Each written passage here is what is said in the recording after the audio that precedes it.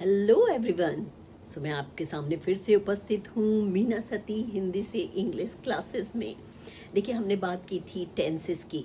अब बहुत सारा रिवीजन होना तो संभव ना हो पाएगा, इसलिए जैसे मैंने कल आपको बताया था कि पास्ट इंडेफिनिट की बात की थी, या सिंपल पास्ट भी कह सकते हैं इसे, भूतकाल कहते हैं इसे हिंदी में।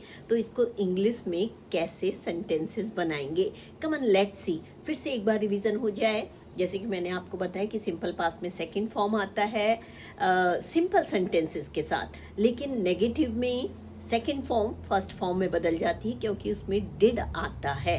देखिए, सेंटेंसेस का रिवीजन हम फिर से करेंगे। आप यहाँ देख सकते हैं, मैंने लिखा है आई केम।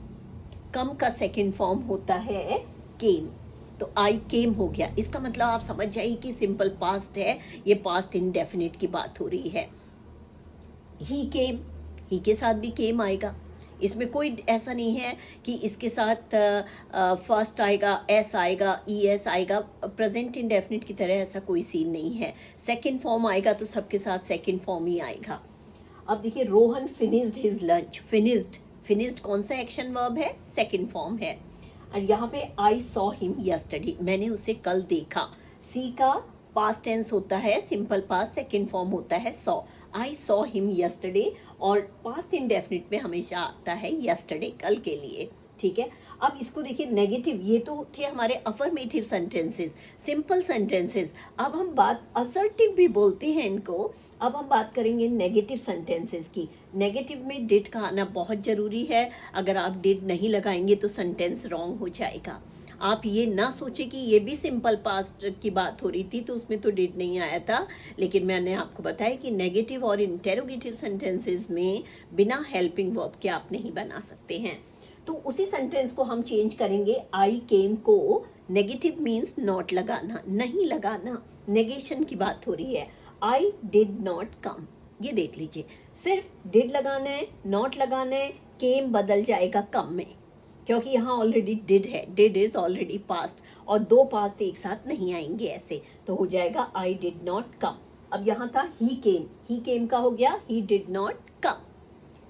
Rohan did not finish his lunch, वहां पे फिनिश्ड था क्योंकि वहां डिड नहीं था। डिड है तो फिनिश होगा, फर्स्ट फॉर्म हो जाएगा। And I did not see him yesterday, पहले सेंटेंस था आई सॉ हिम यस्टरडे। हमने इसको नेगेटिव में चेंज कैसे करेंगे? इसमें डिड भी आएगा, नेगेटिव है तो ऑफ कोर्स नॉट आएगा ही आएगा। I did not see him yesterday. अब हम बात करते हैं इंटेरोगेटिव। इंटेरोगेटिव सेंटेंसेस मीन्स प्रश्नवाचक, इसमें क्वेश्चन वाले सेंटेंसेस बनते हैं। और देखिए, क्वेश्चन हमेशा WH से ही शुरू नहीं होता है। अगर आप हेल्पिंग वर्ब को सबसे पहले रख देंगे तो वो क्वेश्चन वाला सेंटेंस बन जाता है। अब जरूरी नहीं है कि आप व्हाट, वेयर, हु, हुज, हुम WH वाली फैमिली से शुरू करें। दो तरह के इंटेरोगेटिव होते हैं, एक WH से शुरू होता है और एक ऑक्सिलरी से शुरू होता है। अब देखिए, डिड आई कम, इसका मतलब क्या है? क्या मैं आया?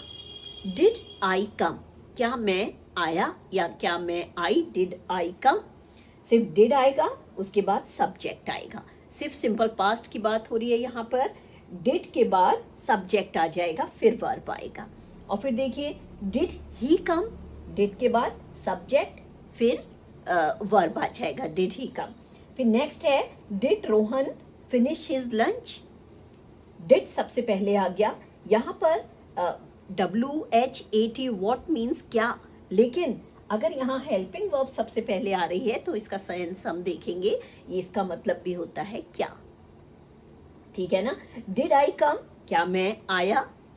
डिड ही कम, क्या वह आया? Did Rohan finish his lunch, क्या रोहन ने अपना लंच फिनिश किया? Did I see him yesterday, क्या मैंने उसे कल देखा? तो आपने देखा ये किस तरह से सेंटेंसेस बनते हैं। It is so simple. बस एक बार आप मेरे वीडियो को ध्यान से सुनिए।